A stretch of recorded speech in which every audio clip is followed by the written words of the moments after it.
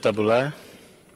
Asante Mheshimiwa Mwenyekiti, kwanza ni wape pole wizara kwa kuondokewa na mtendaji mkuu wa TANESCO ambaye anatokea jimbo la Bunda mjini, kata ya Bunda Store. Poleni sana. Mheshimiwa Mwenyekiti, na mimi ningependa kuuliza swali dogo la niongeza. Tunajua umeme kwenye jimbo la Bunda mjini yapo kwenye maeneo ya vijiji na kata zile 7 za vijijini tayari kwenye vijiji umeshafika. Lakini changamoto kubwa bado kwenye vitongoji, na wananchi wamekuwa wakilalamika kwamba wanahitaji umeme ili wasaidie katika kuendeleza shughuli zao za kiuchumi. Ni lini sasa mradi wa kupeleka umeme kwenye vitongoji kwenye jimbo la Bunda mjini utakamilika? Mheshimiwa Naibu Waziri, majibu ya serikali.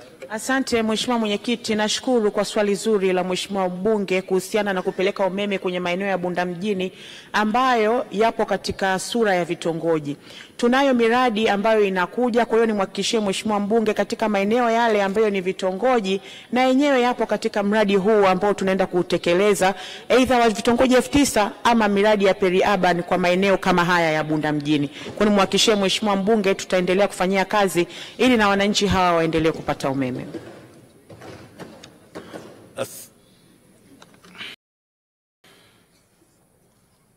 Mheshimiwa Halima Mdee.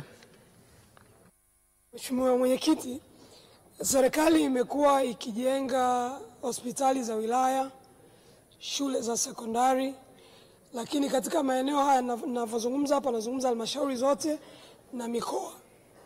Lakini hakuna mikakati ya kuhakikisha kwamba maeneo husika yanapata umeme. Matokeo yake ni kwamba majengo yapo lakini huduma za msingi hazifanyiki kwa sababu umeme hakuna. Sasa nitaka jibu la kiujumla la mikakati ya wizara kuhakikisha maeneo yote ya huduma za kijamii, iwe ni mashule, iwe ni zahanati ya wilaya, au mahospitali za mikoa, nini mkakati wa jumla wa kuhakikisha kwamba maeneo husika yanapata umeme? Mheshimiwa Naibu Waziri, majibu.